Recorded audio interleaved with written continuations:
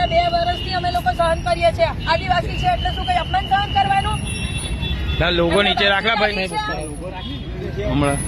Bharatiya Janata party ना कार्यकर्ता छीए तो कार्यकर्ता तरीके अमारे શું સહન કરવાનું? શું આદિવાસી છીએ એટલે આદિવાસી મહિલા છીએ એટલે સહન કરવાનું અમારે? ફોન કરો એસટી મોરચાના અધ્યક્ષને, મારે રાજીનામું અહીંયા જ આપી દેવાનું તૈયાર જ છે। લઉં પેલું કાગળ આપ બેન મારું। મામા તમે ઉતાવળની વાત ના કરશો। આ લોકોને છે ને મામા બેન જાહેરમાં આપ શબ્દો બોલે છે, જાહેરમાં ગમે તેમ આપ શબ્દો બોલે છે અને અમે લેખિત આપેલું છે। ના બોલશો। મેં બેસીશ અહીંયા ગાડી મારા આદિવાસી માટે બેસીશ। મેં અહીંયા કે લડીશ અહીંયા મારા આદિવાસી માટે। ભલે ને મેં મરી જતી, મારો બાપ બી મરી ગયો આ આદિવાસી માટે લડતા લડતા। મનસુખભાઈ સામે આટલો હાથ ઉગાડ્યો ત્યારે કેમ તમે કોઈ બોલ્યા નહીં? કેમ કોઈએ કીધું નહીં કે મનસુખભાઈ જેવા વડીલ સાંસદ સામે એ ભાઈએ જિલ્લા પ્રમુખે હાથ ઉગામ્યો? કેમ કોઈએ એક્શન નહીં લીધું? કેમ કોઈ તમે લોકો બોલ્યા નહીં? વડીલ છે, સાતમનો સાંસદ છે, તમે ક્યારે કેમ કોઈ બોલ્યા નહીં? આદિવાસી છીએ એટલે શું અમારે એમના પગમાં પડીને જીવવાનું છે? આદિવાસી છીએ એટલે શું અમે ગુલામ છીએ? જિલ્લા પ્રમુખ હોય તો એના ઘરનો સભ્યતા હોવી જોઈએ દરેક વ્યક્તિ માટે। એ કોઈ પણ વ્યક્તિ હોય, નાનો હોય કે મોટો વ્યક્તિ હોય, દરેક વ્યક્તિને માટે એને માન સન્માન હોવું જોઈએ, સભ્યતા હોવી જોઈએ। જો એ અમારા સંસદનું નથી જાળવી શકતો, નથી ધારાસભ્યનું જાળવી શકતો અને તમારા સૌ વડીલોની હાજરીમાં થયું તોય તમારે જો પેટનું પાણી ના ઉકળવું હોય ને તો પહેરી લો, તમે ઘરે બેસી રહો। તમે કોઈ જરૂર નથી અહીંયા બી બેસવાની, બેસો તમે ઘરે। હવે અમારા ભારતીય જનતા પાર્ટી માટે અમે જેટલું બી યોગદાન આપ્યું છે ને એટલું યોગદાન અમારું છે જ, નથી એવું નથી। અને અમે અમારા સમાજ માટે પણ કામ કરી રહ્યા છે અને પાર્ટીના કાર્યકર્તા તરીકે જ્યારે સમાજના માટે કામ। આજે રાજપીપળા ખાતે વિકસિત ભારત સંકલ્પ સંમેલનની એક બેઠક હતી અને આ વિસ્તારના તમામ પદાધિકારીઓ, અધિકારીઓ અને લોકો પણ ત્યાં ઉપસ્થિત હતા।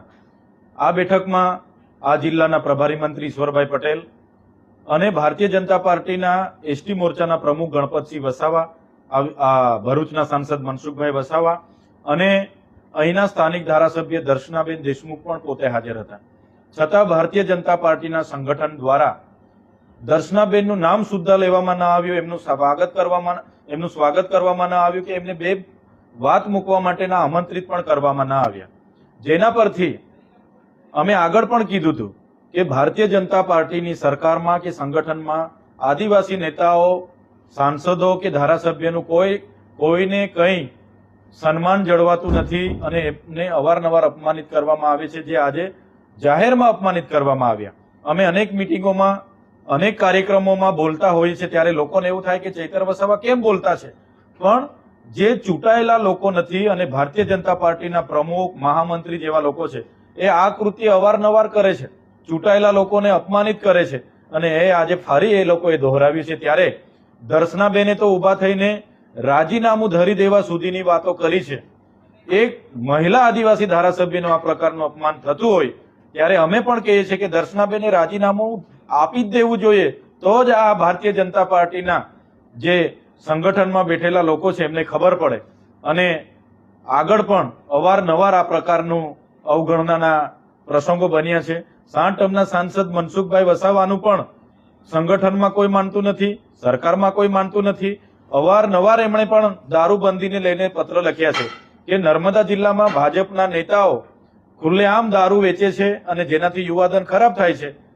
આપણે નાયબ મુખ્યમંત્રી શ્રીને પણ એમણે લખ્યું છે, છતાં પણ એને આજે 20 દિવસ થયા કોઈ કાર્યવાહી કરવામાં નથી આવતી, ઉલટાનું એમને છાવરવામાં આવે છે। એટલે મને લાગે છે એમના માટે એક સાંસદ, એક ધારાસભ્ય કરતા પણ એમના જિલ્લા પ્રમુખો અને મહામંત્રીઓ વિશેષ હોય, જેઓ આવા દારૂના વેપલા કરીને એમના હપ્તાઓ છેક ગાંધીનગર સુધી પહોંચાડતા હશે, એટલા માટે જ એમને છાવરવામાં આવે છે એવું મને લાગે છે। આજે જે પ્રકારે દર્શનાબેનનું અપમાન થયું અને દર્શનાબેન હમણાં પણ ગાંધી પ્રતિમાને ત્યાં ધરણા પર બેઠા છે અને રાજીનામું આપી દેવાની જે એમણે જીદ પકડી છે, ત્યારે હું માનું છું ચોક્કસ જો એમનું સન્માન ભારતીય જનતા પાર્ટીમાં ન જળવાતું હોય તો એમને રાજીનામું આપી દેવું જોઈએ। આખો સમાજ તમારી સાથે છે। એક મહિલા આદિવાસી ધારાસભ્યનું જે અપમાન છે એ માત્ર ને માત્ર દર્શનાબેનનું અપમાન નથી, આ વિસ્તારની જનતાનું અપમાન છે, આદિવાસી સમાજનું અપમાન છે। એનો જવાબ આવનારા દિવસોમાં ભારતીય જનતા પાર્ટીને અમે આપીશું।